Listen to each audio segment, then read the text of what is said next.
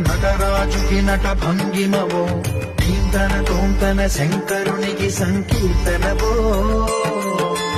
ఈశ్వరుడే అనునిత్యం తనలో తలచుకునే ఓంకారమువో శివ హృదయం కరిగించే ఆ పంచాక్షరివో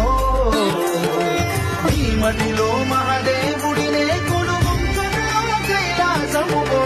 అతని పాదము చందన